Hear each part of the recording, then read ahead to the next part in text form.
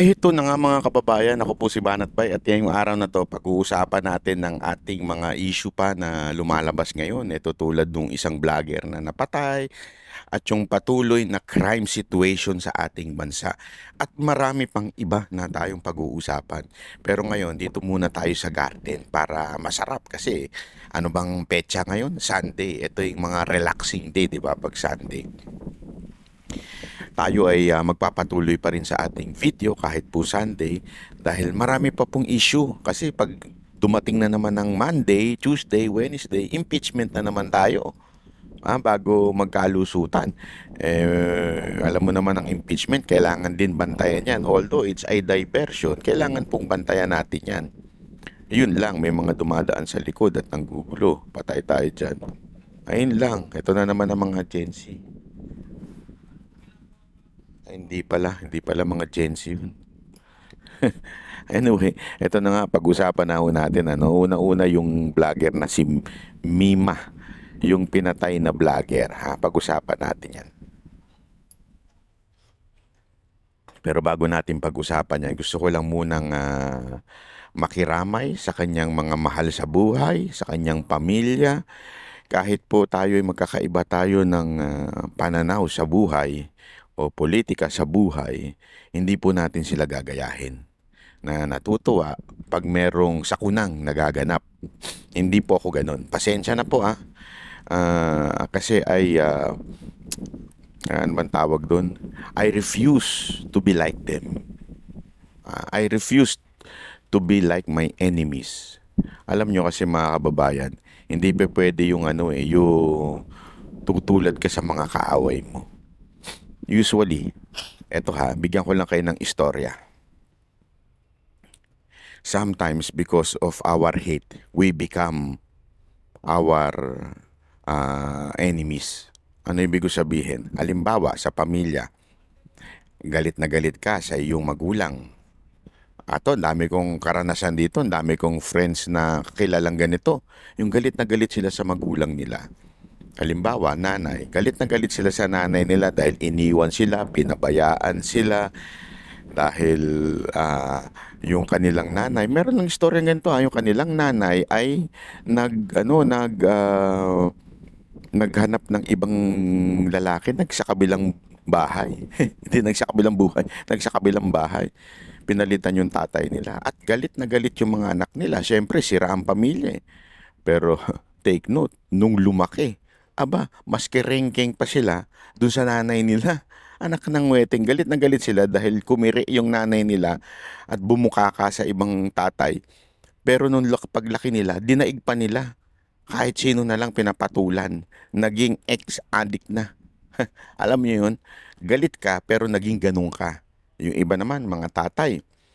Tatay naman ng nangulo niya. Galit na galit ka kasi iniwan yung nanay mo, ng babae yung tatay mo. Galit na galit ka. Pero nung lumaki ka, dinaig mo pa yung pagiging babaero ng tatay.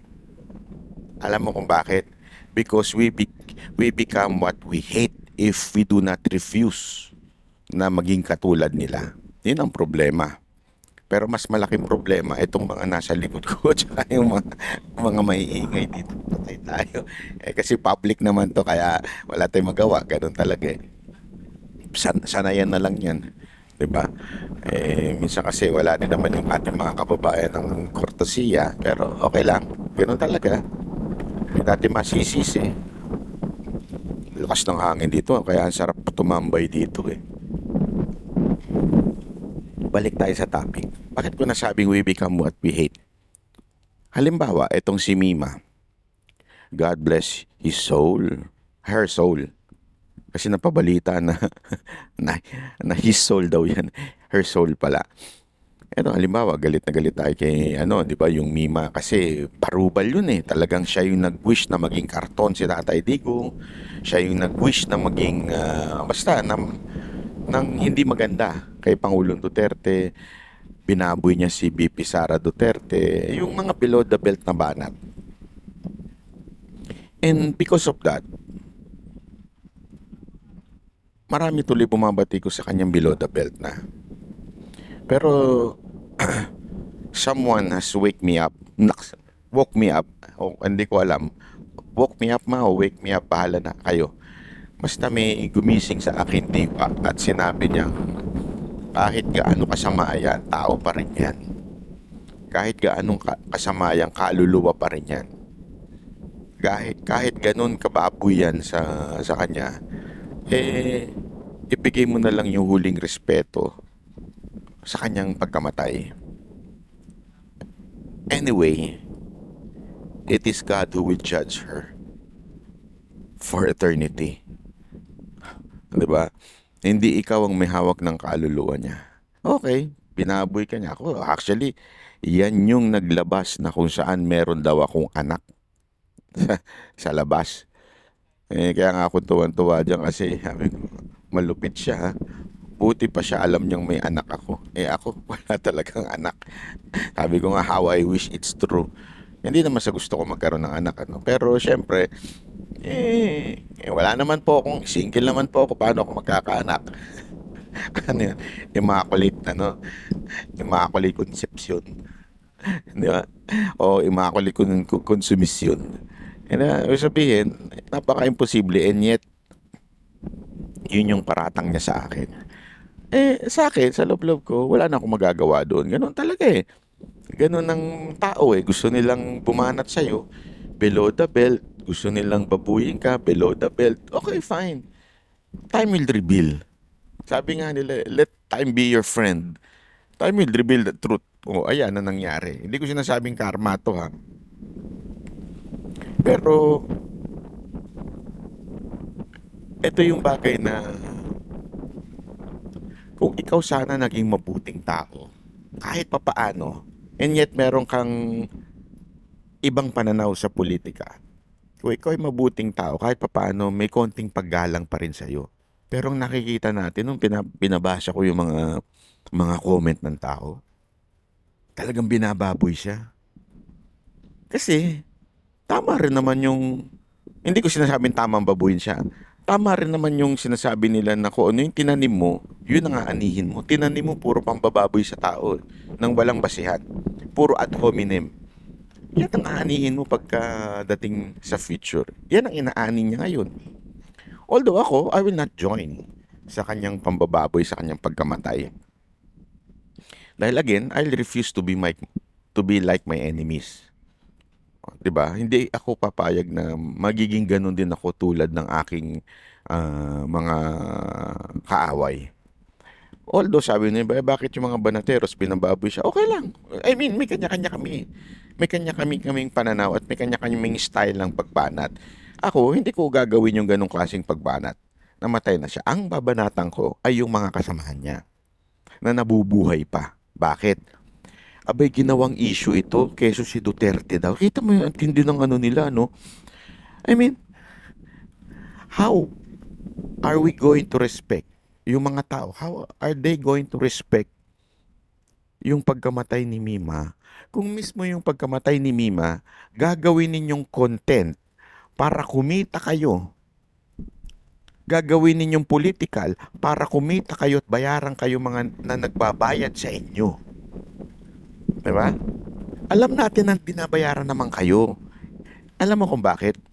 Meron tayong kasamaan sa Banateros na dating kasamahan niya yung mga bayaran ngayon. At least, ilang beses silang inalok. Tumanggi lang sila. Nandiyan si J. Ibarra. Nandiyan si Sir Jack. Ilang beses mga inalok yan. Including myself. Inalok. Hindi nga kami pumayag Ibig sabihin, alam namin na meron talagang bayarang nagaganap sa kampo nila. Ang masakit lang dito, kung talagang may respeto itong mga kasamahan niya sa kanya, huwag nyo nang gamitin na content yung pagkamatay niya at sasabihin nyo mga Duterte pa ang pumatay. Imagine niyo na lang si VP Sara Duterte ini-impeach. Si Pangulong Duterte nakakulong. Tapos pag-aaksayahan nila ang isang vlogger na wala namang bilang. Ba't ko sinabing walang bilang? Magdiretsuhan na tayo. Real talk to. Hindi to pambababoy kay Mima Real talk na tayo. Wala namang niyang subscriber, followers, wala namang nakikinig diyan. Walang matalinong taong nakikinig diyan. Walang karangal-rangal na taong nakikinig diyan. Ang nakikinig lang diyan ay yung mga katulad ninyong bayaran. Yung mga katulad ninyong bangag o mga wala ng silbi sa lipunan. Ibig sabihin, etong tao na to ay wala na pong masasabi nating impluensya sa karamihan. Impluensya sa matalinong pag-uusap o ideolohiya. Ibig sabihin, wala ito. Etong tao na to, hindi po ito pambababoy, with all due respect. Etong tao na to, hindi naman po ito pinakikinggan ng mga tao. Ibig sabihin, maybe they watch and they're been entertained because of pambababa. Alam mo naman tayo mga Pilipino, minsan gusto natin yung balahura eh. So, na-entertain ka, but it doesn't mean you believe. Totoo. Ako minsan, di ba? Noon, ako aminin ko noon. Meron ako mga ilang vlogger na pinapanood kasi bastos ang bunganga, kung bumanat, balahura. Pero hindi ako naniniwala sa sinasabi nila. Na-entertain ako, pero hindi ako naniniwala. So, ganito din kay Mima. Ako sigurado ko, walang nanonood dyan na matalino upang magbago ang kanyang pananaw at pakinggan yung kanyang ideolohiya o ipakinggan yung kanyang argumento. Walang bilang sa madaling salita. Hindi makakapag-sway ng paniniwala. Kunwari, ikaw ay isang BP Sara Duterte supporter o PRRD supporter. Pag pinanood mo siya, magbabago ba pananaw mo? Hindi. Bakit? Wala naman siyang argumentong sinasabing matino. Wala naman siyang argumentong masasabi. Wala naman makakapagbago ng isip ko para maniwala sa kanya, sumunod sa kanya. Naintindihan niyo ibig sabihin? Walang bilang. So why would I kill him? I kill her. Bakit ko papatayin yan kung ako si BP Sara Duterte o ako ang INC? Kasi parang yung mga ibang mga, hindi siya, syempre patay na siya, mga bayarang vlogger ni Marcos. Ang tila pinalalabas si BP Sara Duterte o INC ang nagpapatay sa kanya. Ako naman, hindi naman mababaw ang INC dyan. Kung ako, halimbawa lang ha. Ayoko na magpangalan, baka sabihin na naman nila grave threat to. Kung ako, kanwari, INC, o pinuno ng INC, o kaya kung ako ay isang supporter ni BP Sara Duterte at merong kakayanan, iba papatayin ko. Gets nyo? Bakit ko papatayin yan? Wala namang silbi yan. Hindi naman nakakabago ng opinion niya. Di ba? Ang papatayin mo yung talagang alam mong, ito, yung ano niya, yung kanyang pinapakalat ay nakakapagbago ng thinking ng ibang tao. Ganun.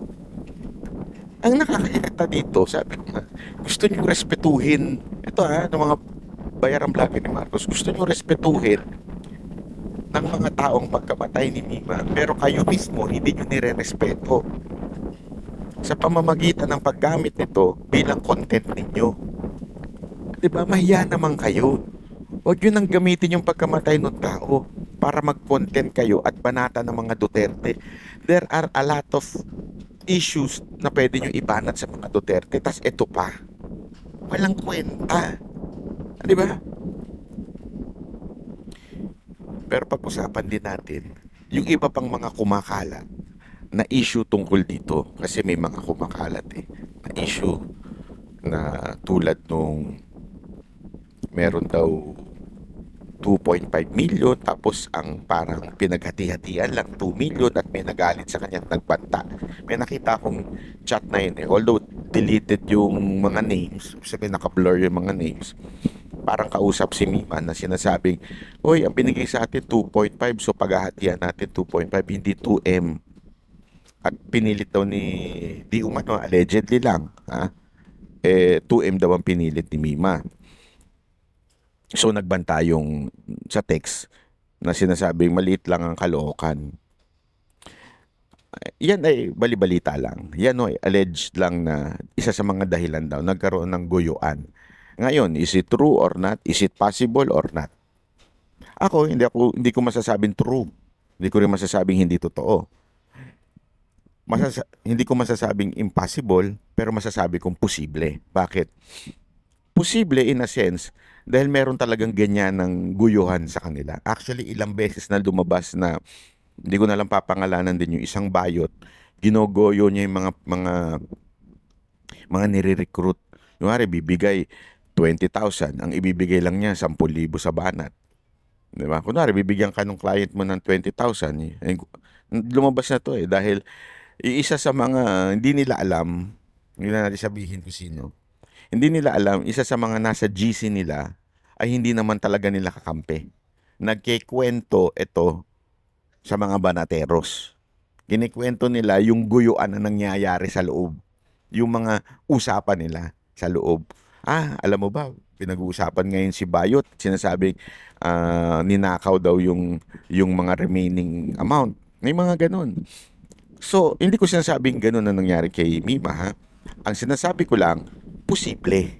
Kasi may mga ganun silang issue na nasa loob ng kanilang organisasyon o samahan, guyuan. Alam mo, habi loob ko nga pag ikaw talaga hindi totoo tao, kakainin ka talaga Kakainin ka ng mga ganyang klaseng pananaw. Kakainin ka ng mga ganyang klaseng pangyayari. To the point na kayo mag-aaway. Kayo nag-corrupt. Alam mo yun, galit na galit kayo sa corrupt. Sasabihin ninyo, si BP Sara Duterte corrupt. Sasabihin ninyo, si BP Sara Duterte naglustay. Pero pag tiningnan mo naman yung mga sarili nila, sila mismo mga corrupt. Diba? Kaya nga, ginagawa lang nila itong pangbablog for their own selves. O para lang kumita sila. It's not really out of principle. Yan ang malaking pinagkaiba ng mga loyalistang vlogger at ng mga Duterte supporter.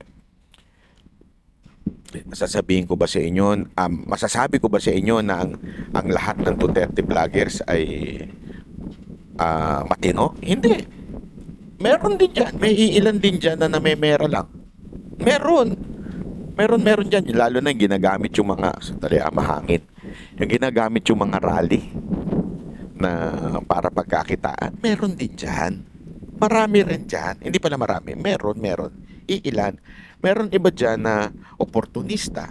Ginagamit yung rally para kumita. Ginagamit yung rally para maging kandidato. Meron mga ganyan. Hindi natin matatanggal yan kasi human nature ang maging greedy. Human nature ang maging sinful. Hindi natin maiiwasan yan. Pero hindi yan ang general na nangyayari sa mga Duterte supporter. I'm speaking as a Banateros. I mean, alam nyo naman, OG tayo pagdating mo sa Duterte supporter and Duterte vloggers. Isa tayo sa mga talagang sumama nun sa kampanya ni Pangulong Duterte. Diba? At kilala ko kung sino yung mga tunay na OG at sino yung tumalon lang dahil gustong kumita. Pero meron din namang mga tumalon lang dahil talagang nagsisi at sinuportahan si Marcos. Nagsisi sila. Pero ngayon, nandito na sa mga Duterte nagpa-vlog. Ngayon, ginagamit nila yun para kumita. Wala masama doon.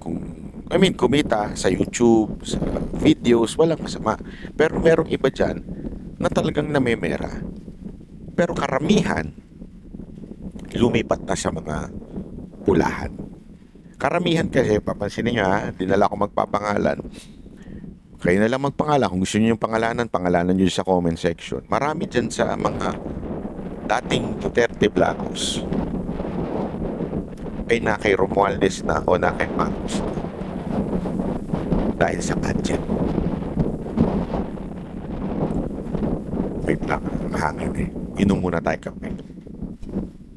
Grabe hangin. Makasarap. Para tayo nasa tips.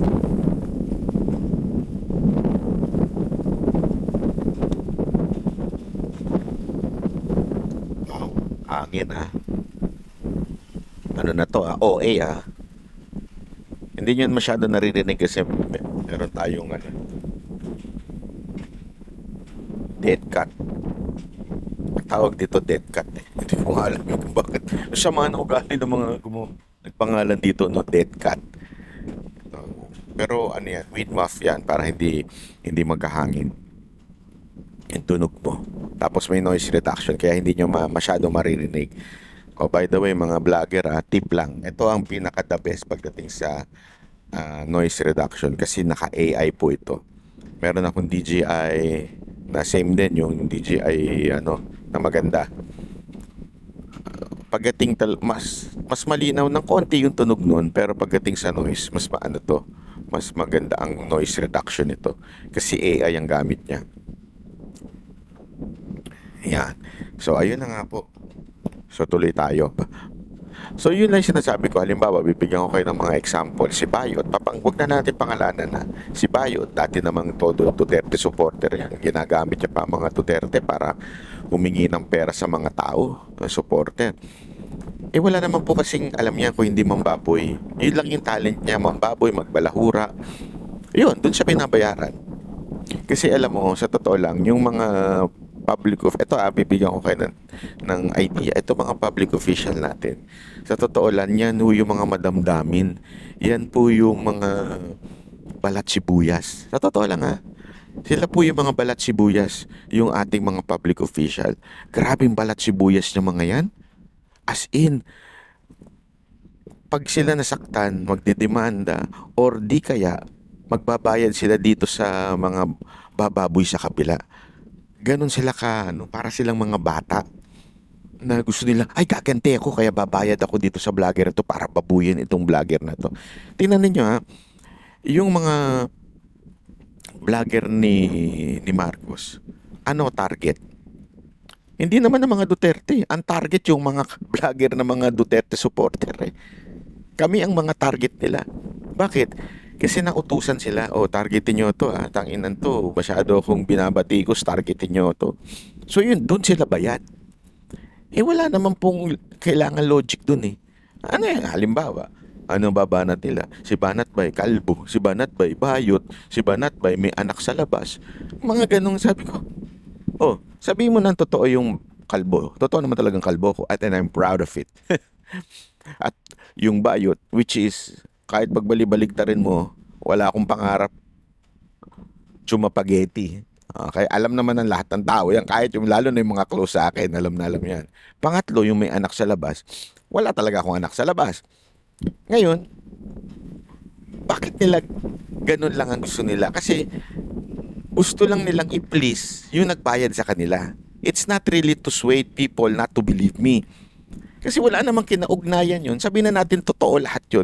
Anong kinaugnayan nun? Dun sa argument na binibigay ko o sa mga logic o paliwanag na binibigay ko. Ano kayong kalbo? Ano ngayon kung bayot? Ano ngayon kung may anak sa labas? I mean, anong pinagkaiba nun? At magbabago ba yung paliwanag ko? Hindi. Bakit nila binabanatan? Ginagawa yun. Kasi nga po, bayad sila. Meron din isa dyan yung isang English speaking na ang sabi nila meron daw 600. Ito ang balita to talaga. 600,000 a month mula sa kanilang party list. At ang ano lang niya, salagin yung bumabanat sa party list at bumabanat kay Romualdez. Sabi ko, ito rin yung napabalita na naban sa Malacanang kasi sinisingil si PRRD ng 2M or 1M para ikampanya yung kandidato ni Pangulong Duterte. Naban to Siguro gumaganti rin ito. O talagang pera-pera lang sa kanya. Kaya ngayon, grabe ang pagpo-promote niya doon sa para siyang first lady. Hindi naman first lady kasi babae din yung pinuno nung isang party list na yun Pero ganoon ang trabaho niya. I-promote tapos alam mo yun, ipagtanggol yung ginagawa ng amo niya. Di ba? Sa totoo lang, ito yung feeling pa social, pa English. Pero pag nakita mo siya personal, Salamat filter. Kung dati may salamat doc, ay may salamat filter na eh. Ganun po itong tao na to. Alam mo, mga kababayan na, ito lang huling billing ko pagdating kay Mima. Maya naman kayo mga bayarang BBM vloggers at bayarang wanted vloggers. Kung may galang kayo kay Mima, hindi kay Duterte, hindi kay Bibi Sara Duterte o sa INC, kung may galang kayo kay Mima, huwag nyo nang gamitin yung issue at gawing pang content. Nakakahiya. Ako nga hindi ko nga maano eh. Bilang tao na lang, hindi bilang Duterte supporter. Bilang tao, hindi ko kayang babuyin si Mima dahil lang binaboy niya ako o binaboy niya si Pang Duterte o binaboy niya si Bibi Sara Duterte. Hindi kaya ng konsensya ko yun. Kahit ako banateros o ako'y isang banatbay. O, sabi nga nila ah, banateros ng bayan, talagang taga-banat ng bayan. Hindi kaya ng konsensya ko yun. Bakit? Kaluluwa pa rin yan eh. Kaluluwa pa rin yan na nangangailangan ng kahit pa paano huling respeto. Diba? Sa kanyang huling sandali. Kaya I will give it to her. Pero hindi ko naman mapipigilan yung mga kababayan natin na babuhin siya. Kasi ang baboy talaga ng ginawa niya sa mga Duterte. So, I'm speaking for myself. I'm not speaking to influence you not to do that. Nasa sa inyo yan. Kung gusto ninyong babuyin yung tao, bahala kayo. Problema niyo yan. Kayo yan. Don't be like them. Ako naman, para sa akin, ayoko. Ang nakakahiya lang dito, yung mga kasamahan niya, na kaysa na,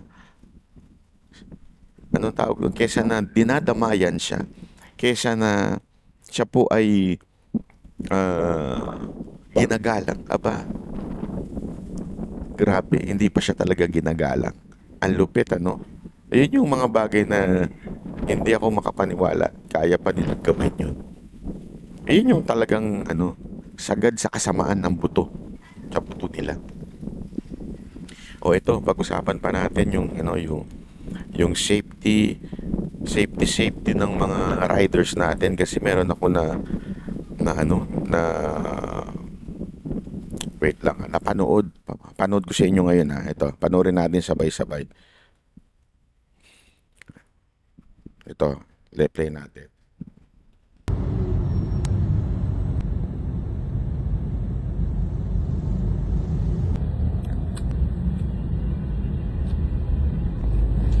Bakit?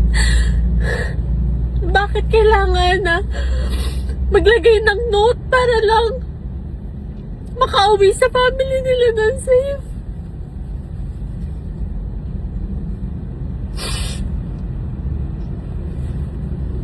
I mean, dapat makapaghanap buhay sila ng maayos na.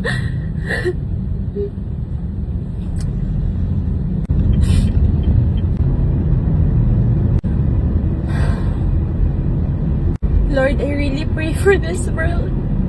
Alam mo, sa totoo lang ha, hindi ko alam kung ano nangyari sa bayan natin. Pero one thing is for sure, napabayaan yung bayan natin. Kasi tama si ate, bakit tayo dumating sa ganito na kailangan pang gumawa ng notes sa likod ng helmet at sabihin wag mo akong patayin dahil may pamilya ako. Hindi kasi alam mo, ito ha, marami sa atin gagawin ng lahat para sa pamilya. Gagawin ng lahat, magpakapagod. Yan nga yung ating inspirasyon eh. Yung pamilya natin kaya tayo nagpapakapagod, nagtatrabaho, tinitake natin yung mga maling treatment ng mga amo natin, yung toxic work environment. Maraming ganyan ngayon eh. Toxic work environment, boss na abusado. Tinitake natin yan o nilulunok na lang natin yung pride natin, ika nga. Dahil po sa pamilya natin. Tapos, hirap na hirap tayo, Pero itong mga animal na to, parang ang bilis lang kitilin ng buhay. For what reason? Wala lang, napagtripan lang nila. Alam mo kung bakit? Bakit nila mapapagtripan yun? Kasi addict sila. Walang matinong tao na pagtitripan ng isang tao at papatayin at sasaksakin lang ng basta-basta. Addict kasi sila. Kasi kung hold up lang naman ang trip mo, hold upin mo na, kunin mo na, tatakbo ka na. Kasi alam mo na may bail yan. Kung sakali mahuli ka at makulong ka, may bail yan. Pero kung mapatay mo, wala ka ng bail. So wala kang, kung nahuli ka, yari ka. Aba, meron pa talagang umupo sa gilid, ano?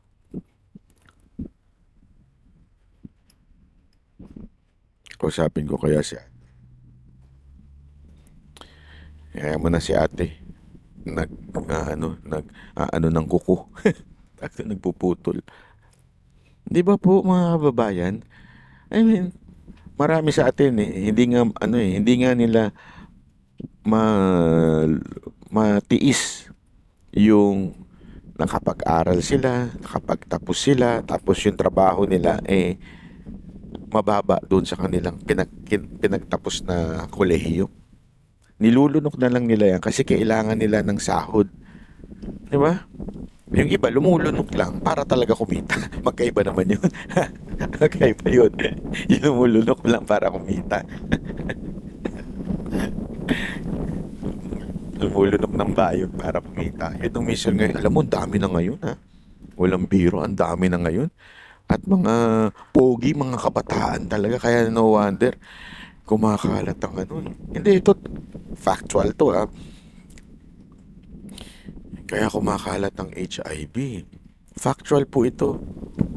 Dahil nga po, marami sa ating mga kabataan ngayon.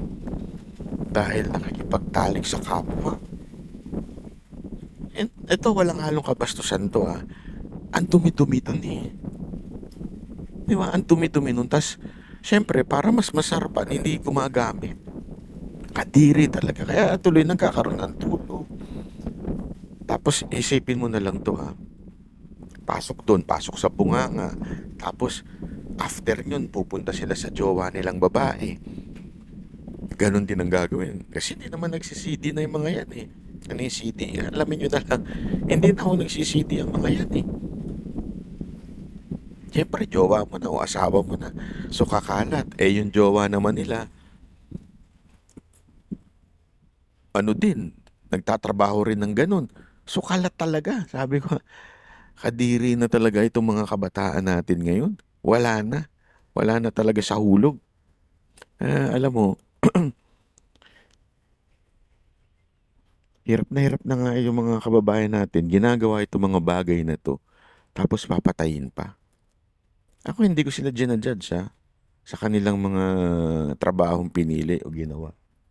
Pero, yung pagod at hirap nila, antindi na.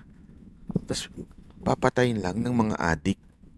Ito yung, naalala ko, ito yung mga kinikwento ni Pangulong Duterte noon di ba? Yung pag-aaralin niya yung anak nila, yung magulang mag-OFW para mapag-aral yung anak nila. Tapos pag uwi nila, yung anak nila adik na. Di ba? Yung anak nila napatay na dahil sa pagtutulak, kung ano-anong ginawa. Kaya sabi ko, wala talaga. Kawawa talaga tong bayan natin. Ganyan yung nangyayari dahil lang sa pera. Tapos, parang sandali lang yung pagkitil ng buhay. Diba? Alam nyo kasi, tulad nga na sinabi ko nung isang araw, yung iba, sinisisi nila ang kapulisan. Ako hindi. I put myself doon sa mga kapulisan natin. Honestly kasi marami akong kilalang pulis eh. At marami rin akong kilalang pulis na nakulong dahil doon sa war on drugs. Tinupad nila yung kanilang trabaho.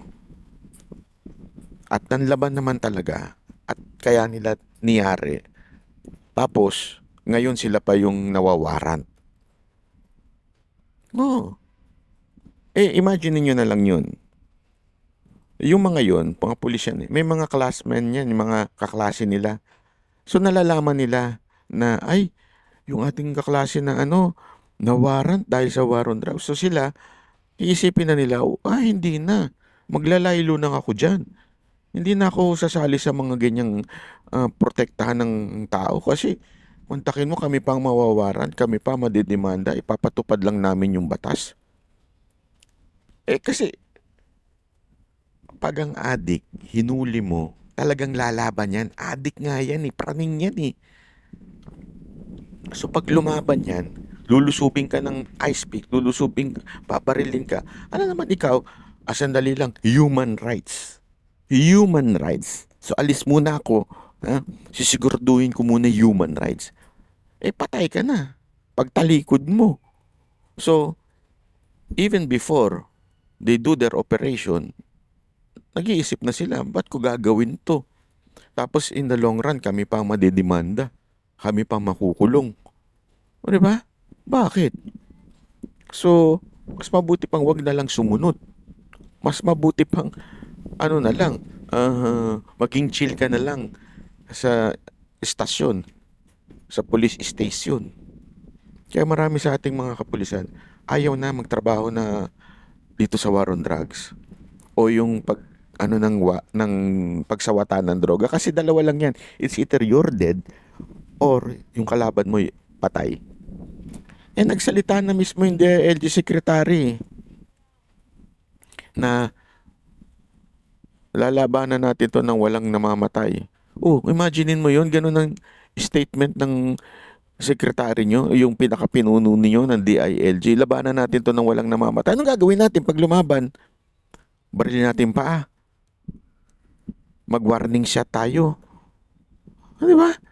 Kung ganyan, sige, kung ganyan ang instruction, paano kikilos ang pulis?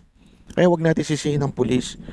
Ang sisihin natin yung mga politiko natin na nagpapakyut, na sinisiraan lang mga Duterte, na binababoy lang yung ginawa ng mga Duterte noon, na tinitira lang si BP Sara Duterte. Iyon ang dapat natin palitan.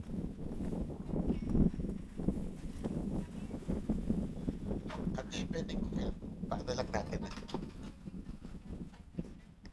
Salamat, ate. Hindi naman. Sakto lang.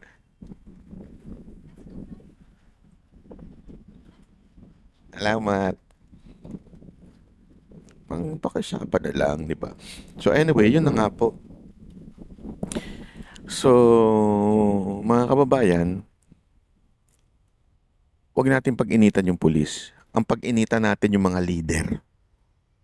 Bumawi tayo sa 2028. Ulitin ko bumawi tayo sa 2028. Iboto natin yung mga katulad ni BP Sara Duterte. Iboto natin yung mga katulad ni Robin Padilla na sinasabing gusto nila death penalty. Hindi na talaga pwedeng walang death penalty. Alam mo, yan ang isang bagay na dahilan kung bakit umuunlad ang ibang mga bansa tulad ng China dahil sa death penalty nila. Japan, alam ko meron din death penalty Japan Meron nga ba? Tanong natin kay ChatGPT. ChatGPT.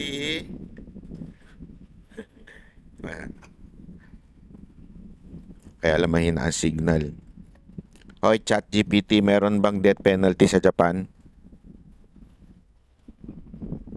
Oo, meron pa. Legally in place and ginagamit pa rin. Though bihira. Bihira. Bakit ang arte mo? Hayop ka. Ang bihira. Sabi ko sa inyo may death penalty doon. Kasi napapanood ko sa mga dokumentary nila yung at hindi nga ng parusa nila sa kulungan nila Walang kakausap sa'yo. Upo ka lang dyan. Magmuni-muni ka. Kasama yun sa kanilang parusa. Magmuni-muni ka dyan. Relax ka lang. Kausapin mo sarili mo. Masisira ulo mo dun. Yun ang talagang matinding parusa. Kasi sa mga kulungan natin sa Pilipinas, hindi mo magagawa yun sa sobrang liit Doon kanya-kanyang kwarto. Tapos kakausapin lang nila yung sarili nila. Kausapin mo sarili mo, mag-reflect ka, ba't mo nagawa to? sa atin. Hindi nga makatulog na mag-isa eh. Yung pa kayang kausapin mag-isa yung sarili. Kaya, yung iba marami ang nagsasabi, mas gusto pa nila makulong para may pagkain sila kaysa sa labas na wala silang pagkain. May mga ganun na. Kidding aside, kailangan natin ng mga kandidato ganyan. Again kung gaano kaimportante yung pagpili natin ng Pangulo, dapat ganun din ang pagpili natin ng Senador at Vice President. Lakas ng hangin. Lakas-lakas ng hangin. Huwag tayong pipili ng Vice President na tatraydo rin si VP Sara Duterte. Ulitin ko, huwag tayong pipili ng Vice President na tatraydo rin si VP Sara Duterte na Presidente. Pangalawa, hindi porket in-endorse ni VP Sara Duterte, kukunin na, boboto na rin natin. Mag-isip tayo ng mabuti. Ulitin ko, hindi porket in-endorse, iyon na ating boboto. Ulitin ko yan kasi yan ang mistake na ginawa ng karamihan ng mga Pilipino noong 2022. That's why we are like this. Marami sa inyo, hindi kami kasama, hindi ko kayo sinisisi Marami sa inyo ang binoto si Marcos dahil sinabi lang ni VP Sara Duterte. And look at us now. Ganito ang itsura ng bayan natin because of that principle. So again, huwag tayong pipili at boboto ng senador, vice president dahil in-endorse lang ni VP Sara Duterte. Piliin talaga natin because of their background, kanilang history, at especially ang kanilang ipaglalaban pag sila ay umupo na sa posisyon.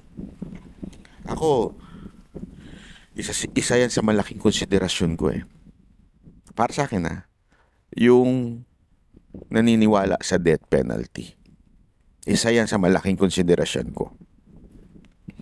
Hahanap talaga ako ng mga senador na gusto ang death penalty. Hindi, etong Pilipinas, ibang context nito. Kasi yung problema sa mga Pilipino, ginagaya yung mga Amerikano. Ginagaya nila yung mga Amerikano to the point, pati yung mga palpak ng Amerika, ginagaya nila.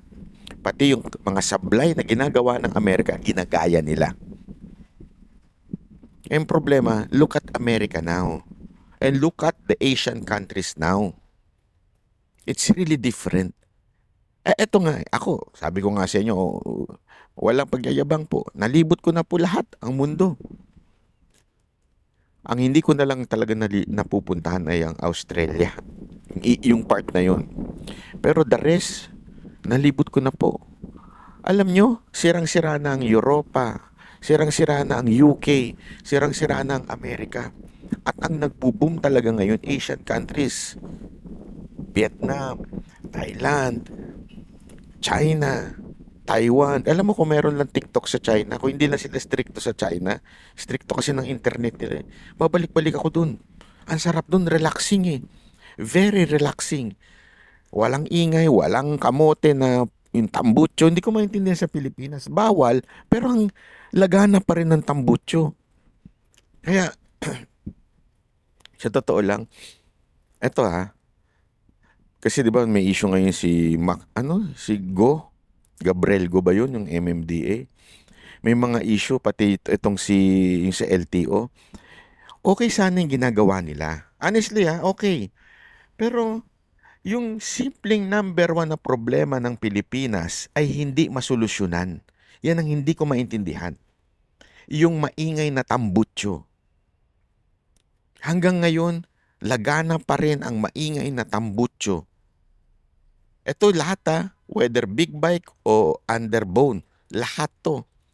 Bakit ganun? I mean, bakit ganun na ang ingay-ingay pa rin? Meron tayong batas, meron tayong mga, kahit nga mga ordinansa. Pero bakit di napapatupad? I mean, sorry to say etong pananaw ko lang to. Hindi ako galit kay Gabriel Go Okay yung ginagawa niya. Promise, okay yung ginagawa niya na MMDA clearing. Okay yon. Kaya lang, kung iisip-isipin mo talaga, masyadong ano yun eh, masyadong hindi effective. Hindi ko sasabing walang kwenta. Bakit? Magki-clearing dito, bukas babalik naman.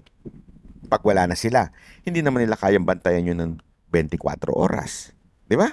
Nandiyan pa rin yan bukas. Sigurado. Oh, lilipat na naman sila sa ibang lugar. Iki-clearing nila. Bukas, balik na naman. So, ibig sabihin, parang ang dating sa akin, optics lang. Sayang yung sipag ni Gabriel Go. Di ba? Sayang. Eh kung ang ginagawa ninyo, although ewan ko kung parte ito ng inyong trabaho, pero sa tingin ko naman parte ito ng inyong trabaho, correct me if I'm wrong, Mr. Gabriel Go, bakit hindi na lang ang operation ninyo operation tanggal tambucho ng mga maiingay? Di ba? Ganun na lang ang operation ninyo. At least yun, pag tinanggal mo, it will take time bago nila ibalik yun. At mag-iisip pa yung mga rider kung ibabalik pa nila yun. Kasi, pag ako na-tsempuhan, sayang naman yung pagpapagawa ko. Di ba? Eh yun yung bagay na mas mahaba ang epekto kaysa doon sa clearing ngayon, bukas balik. Clearing ngayon, bukas balik. Am I right or am I right? Mr. Gabriel Go. At pati sa LTO. Pwede naman ninyong ewan ko kung hindi, kasi ordinansa din niya hindi naman ordinansa, batas din yan ng LTO eh. So, pwede naman sila mag-deputize ng MMDA kung hindi nila kaya gampanan ng trabaho nila kasi kulang sila. Pwede naman sila mag-deputize ng mga MMDA na para tanggalin talaga yung mga may ingay. Hindi ko mag-gets eh. Kasi si Gabriel Go, inchik naman, Chinese naman siya. Hindi ba siya nakapunta sa China? Hindi ba siya nakapunta sa ibang mga lugar? Sigurado ako nakapunta eh. Yayamanin yan eh. Di ba? Hindi ba alam mo doon ko na na-real. Kasi sabi ko nga sa inyo, di ba, madalas tayong pumunta sa Japan, sa Thailand. Sa Thailand, although maingay pa din doon. Nagulat ako no sa China. Kasi nung lahat electric na, talagang tahimik sa kalsada. Peaceful, para ka nasa beach. Ganun. Yun yung number one talaga na napuna ko. Again, hindi naman natin pwedeng i-apply yan sa atin. Napapalitan lahat ng motor ng electric. Hindi applicable yun. Pero yung konsepto na walang maingay, pwede natin yun eh, gayahin sa pamamagitan ng pagpapatupad ng batas na existing na yung mga tambucho may ingay. Eh, tanggalin. Di ba? Hindi ka. Tayo, alam nyo naman siguro, di ba? Nasa condo rin tayo. Minsan, papasok pa ng vicinity ng condom, ang ingay-ingay. Di ba, naalala ninyo, sa BGC, nagkaroon ng parang tambayan ng mga big bike? Alam mo, ganito katarantado yung mga tao rin Hindi lang ito, mga underphone Tinambayan ng mga big bike yun. Pero itong mga kamoteng nakabili ng, ng big bike at masyadong na-excite, pinalitan ng tambucho, nag-ingay doon. Nag-ingay doon sa BGC. Akala mo kanila yung lugar. Nagkaroon pa sila ng doon, ng parang meet and greet. Hindi ko na lang sasabihin sa inyo kung sino itong mga grupo na ito. Ito yung grupo ng mga green eh. Pero hindi ito mga BP Sara Duterte. Grupo lang sila ng mga green. Di ba? Sabi nga nila, ang class, yung pagiging klase mo, hindi na dadaan sa pera. Hindi porket nakabili ka na ng big bike, hindi ka na porket nakabili ka na ng mamahaling motor, nagiging class ka na. Yung katsipan nila, nandun pa rin. Mantakin mo, nagpunta ka sa BGC, social na lugar, maraming kondo, maraming luxury kondo doon. Tahimik, tapos biglang nag-meet and greet silang mga kulay green doon at nagbubomba.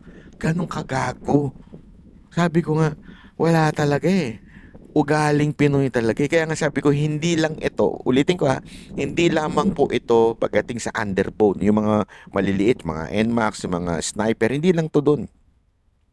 Kahit yung mga big bike, ilagay nyo naman sa lugar yung pagiging maingay nyo. Oo, alam namin naka-big bike kayo. Alam namin 400cc yan. Ang ingay nyo. Hindi kasi alam mo, sa big bike rider, hindi mo na maiwasan na talaga mas maingay ang big bike kesa sa underbone. Pero alam naman din natin na meron kayong ginagawa para mas umingay pa. Especially yung mga 400cc dyan, mga 650 na cc na motor. Alam mo kung bakit? Kasi maliit sa 400 nga, tsaka 650, hindi pa malalaki yan. So talagang kailangan mong bombahin yan para lumakas yung takbo. Tapos papalitan mo pa ng maingay. Okay lang sana kung responsable ka. Parang responsible gun owner. And gagamitin mo lang yan for your defense. Ngayon, naniniwala naman ako na meron tayong tinatawag na loud pipe save lives. Naniniwala ko dyan. Pero wag mo namang gawin yan sa alam mong maraming kondo, marami kasi dyan pupunta sa PGC. Nagyayabang lang, bobomba lang, mas mag-ikot lang. Pagtingin mo, tangin na 400cc hayop, akala mo naman yung talagang mga matataas na na no choice kung hindi maingay talaga kasi malakas. Hindi. Talagang wala lang. Manggugulo lang sila doon. Magpapapansin lang sila. Nakabili ko ng 400cc. Nakabili ko ng 650. And, okay yan. Gamitin mo yan sa expressway.